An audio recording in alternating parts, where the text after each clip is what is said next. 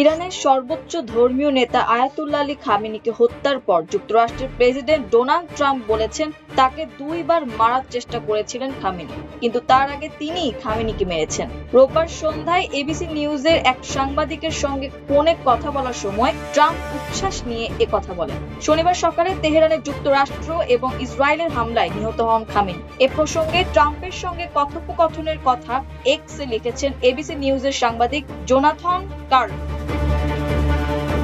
তিনি লেখেন, আয়াতুল্লাহ খামেনির মৃত্যু নিয়ে প্রেসিডেন্ট ট্রাম্প আমাকে একথা বলেছেন যে তিনি আমাকে পাওয়ার আগে আমি তাকে পেয়ে গেছি।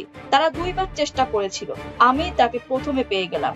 সাংবাদিক কার্ল জানান, যুক্তরাষ্ট্রের গোয়েন্দাদের একটি সূত্র মনে করে 2024 সালে ট্রাম্পকে হত্যার চেষ্টা করেছিলেন খামেনি। প্রেসিডেন্ট ট্রাম্প সে প্রসঙ্গই টেনেছেন। খামেনির মৃত্যুর পরে ট্রাম্প সামাজিক যোগাযোগ মাধ্যমে সে খবর জানিয়েছিলেন এবং খামেনিকে ইতিহাসের সবচেয়ে খারাপ মানুষদের একজন বলে উল্লেখ করেছিলেন।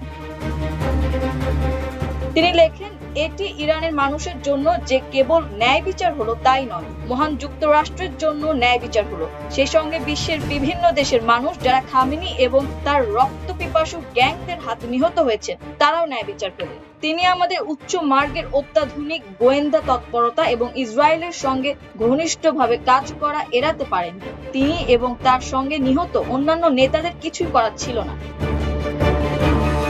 2024 সালে ট্রাম্পকে 2 বার হত্যা চেষ্টার অভিযোগ উঠেছিল। জুলাই মাসে পেনসিলভেনিয়ায় জনসভায় তার কান ঘেঁষে বেরিয়ে গিয়েছিল গুলি। ওই বছরই সেপ্টেম্বরে ফ্লোরিডার ওয়েস্ট পাম বিচে গলফ খেলার সময় ট্রাম্পকে মারতে ঝোপের আড়ালে ওত পেতে থাকা আত্মাই ধরা পড়ে। ওই ঘটনায় একজনকে গ্রেপ্তার করা হয়েছিল। কয়েক মাস পর আফগানিস্তানের বাসিন্দা ফারহাদ শাকিরির বিরুদ্ধে ট্রাম্পকে খুনের ছক কষার অভিযোগ আনা হয়। 2008 সালে তাকে যুক্তরাষ্ট্র থেকে বের করে দেওয়া হয়। অভিযোগ ছিল ট্রাম্পকে খুনের ছক কষেছিল ইরানের রেভলিউশনারি গার্ড ফোর IRGC, তবে ইরান সেই অভিযোগ অস্বীকার করেছিল। মাল্টিমিডিয়া ডেস্ক, আমার দেশ।